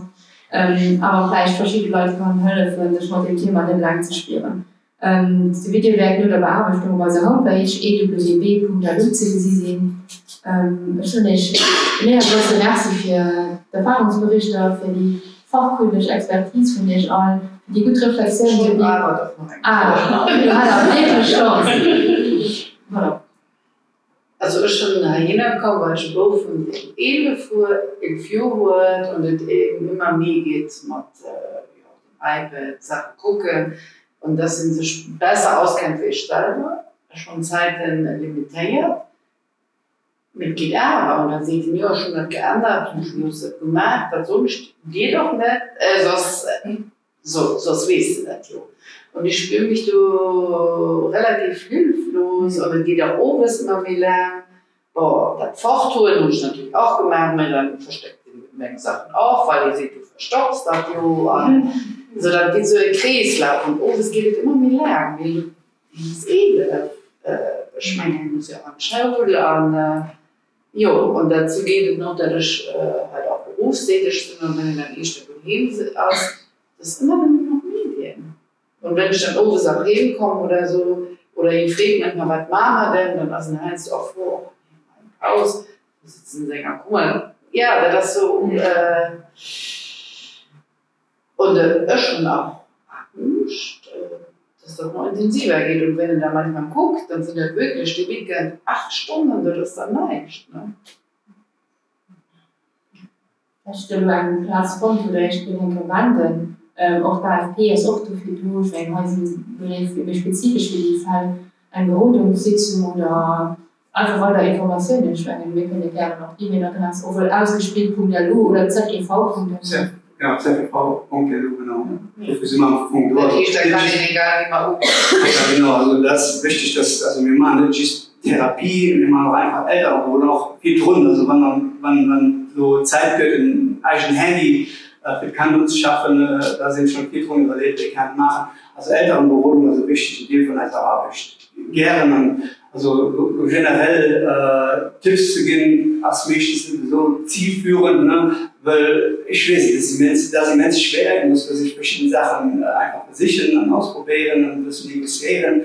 Andererseits wird man denen wohl individuell gucken, was die machen. Ich habe aber logisch, ob ich in den Ofen Markt bringen muss. Das war an sich schon motiviert, aber nur nicht dann Feedback von einer kommen, dass besser fließt allein ich wohl, weil sie Ja, sie können auch zu denen eigentlich viel, weil sie so rangeforward gehen, weil die Generation aus und so auch schon Illusionen. Aber die werden nicht aufgeneigt gewesen, manchmal schließlich wäre das gewesen, wie man den ebenfalls eigentlich schon zu sitzen oder wäre das zu schwer gewesen, los und so zu spät. Ja. Ich kann mich so, also schon super, dass er heißt, dass er informiert bekommt, weil das ist eine Problematik. Wir sind alle auf der Arbeit konfrontiert, Alter, die ist kontaktiert und so. Wir wissen nicht, wie man der Mediennutzungszeit hat, wie man der Mediennutzung allgemein hat, also kann man umgehen. Die muss ja als Alterin erkennen an einer Besatzung, mit dem die nicht größer sind. Ja, ich meine, als Jugend, dann kein Handy oder weil eventuell ganz normal in Nokia 3.10 oder so etwas, ein Smartphone, das ist etwas Neues. Aber wir müssen weiter Kamera trainieren, begleiten, obwohl wir jetzt einfach nicht gemacht haben. Aber das ist schwer, das macht uns schon viel näher. Das ist auch schwer, weil sie kannst du mir das installieren. Und das dann und denen auch wissen, das sieht doch, bloß muss mal drin und dann wird die Rose und dann denke ich, aber eigentlich also mein Angst, weil ich nicht wie es man das, also du harmlos oder nicht, und dadurch reagiert. Also, wo kriegen dann die Info mal her, wo das Kind mir direkt eine Antwort kann geben. Bei Apple noch B-Secure zum Beispiel, die noch ganz flott Info über verschiedene Apps, kein Geistwohnen, und vielleicht noch eine Message an Eltern hier, nur an der Kamera, falls ihr das gesagt habt, also das ist wichtig, dass er klar ist. Also, die sind ganz an Gurten allein. Es sind so viele Eltern, an sie werden oft zu kommen, sie schummeln sich eine Menge, gibt es vielleicht Urteile, ne? Die als Eltern versuchen, so, nee. Es sind so viele, wir sind eine gute Gesellschaft. Ne? Das ist ganz normal. Das ist immens schwer. Die kommen in einer Regel, die also nicht zu kommen, nicht zu machen. Ne? Genau, die kommen in einer Regel, die auch engagiert sind und schon mehr tun. Ne? Also kommt. Ne? Genau. Die besteht ja auch in Gesprächskrise, das ist noch sehr gesund, wenn Interesse da ist. Ein Gesprächskrise, wenn du genug Leute schreiben, alle kriegen das auch. Also am Sinn von den Eltern. Ja, oder auf einen Austausch über Mail, nicht zwischen Slack und von okay, ja, das hat man schon lange geplant. Wir müssen gucken, ob das klappt. Also, dass Eltern an sich quasi wie eine Selbsthilfegruppe, eine Bekleidung von einer professioneller Moderation, das wäre eine flotte Idee, das hatten wir schon. Problem ist mir erklärt im Moment, dass so nicht genug kommen, das können wir aber gerne nur versichern. Genau. Die Idee aus durch, wenn das schon ein Piste, die doch gerne einen Kontakt konnte knüpfen. Es sind nicht immer, ja. Ganz wichtig, per rapport zu dem, was Madame gesagt hat, ich schaffe in einer Schule. Und ich meine, immer zwischen. Ich war Handy-Nutzung, aber auch über die iPad-Nutzung. Und ich frage mich, inwiefern fördern wir nicht ein gewisses Suchtverhalten. Ich weiß, dass es da keine Linie kommun gibt an alle guten Schulen. Bei mir ist es so, dass an Klasse soll so der Gesellschaft so aussehen, Adventskalender mit Poschetten, wo dann Schüler ihr Handy sollen dran machen. Den hängt allerdings hier auf der Tafel, die ich schon die ganze Zeit gesehen sieht, so auf dem Handy. Dann haben sie eben hier iPads, wo am Anfang geheischt wird, es gibt verschiedene Sachen gesperrt, aber wenn sie dann raisonabel nutzen, den Tool, dann kommen sie auf verschiedene Ligen, aber dann in eine Liga kommen, was sie in die Freiheit kriegen. Durch Corona ist halt aber dann die Idee weggefallen, sodass sie wenn sie da bei uns aufs Handy kommen, kriegen sie dann eben ein iPad, wo ihnen ein Feld draufsteht. Das heißt, natürlich sind auch verschiedene Seiten sind gesperrt, aber ich weiß selber auch nicht, wie sie machen. Sie fanden aber immer so die Tricks, für auf verschiedene Seiten zu kommen, für auf YouTube zu sehen, durch Teams oder was auch immer kommunizieren sie permanent. Natürlich können die Enseignants das Ganze supervisieren, auch gucken, was sie gerade machen. Just im Moment können sie ihre Kunden zahlen. Ne? Und sie fanden auch wieder so, doch, voilà, sie fanden aber immer Tricks. Und du sagst mal, wow, ist das aber nicht effektiv unsere Verantwortung, an eine politische Verantwortung eben dort zu gucken, präventiv auch hier zu wollen. So, ich will die Schüsse beschreiben. Ja, ich habe meine Bedenken dazu auch schon geäußert. Ich denke mal, das ist aber auch auf dem Schirm beim Skript und die überlegen sich auch, was kann man da machen, ist auf jeden Fall nötig. Ne?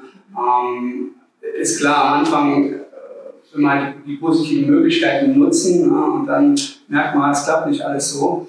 Aber es ist unheimlich schwierig. Also einmal, welche Nutzungsregeln sozusagen macht man, wie geht man die technisch umsetzen, wie macht man sicher, dass sie auch eingehalten werden, nicht umgangen werden können. Das ist schon eine Mammutaufgabe. Ne? Aber ein anderer Punkt ist, in welchem Umfang müssen wir es in der Schule nutzen. Da denke ich mir, ist generell, ich bin echt ein Fan davon. Es gibt super Bereiche, also Geschichte lernen mit Assassin's Creed und so weiter. Es gibt ganz tolle Sachen, wo man Computerspiele auch einsetzen kann, Gamification und so weiter. Aber man muss insgesamt natürlich fragen, wie viel bringt es einen Mehrwert? Und da wird auch, wenn es Studien gibt, immer, also es wird schon auch eingesetzt, bevor es Studien gibt dazu. Und da wird dann nur geguckt, hat es irgendwie einen guten Effekt gehabt? Ja. Also wir unterscheiden zwischen statistischer Signifikanz, ja, das ist dann signifikant, bringt irgendwie was. Aber dann wir sagen, klinische signifikante Effektstärke, wie viel bringt es denn? Ist es tatsächlich besser als eine Standardmethode? Und das wird halt auch verschwiegen oder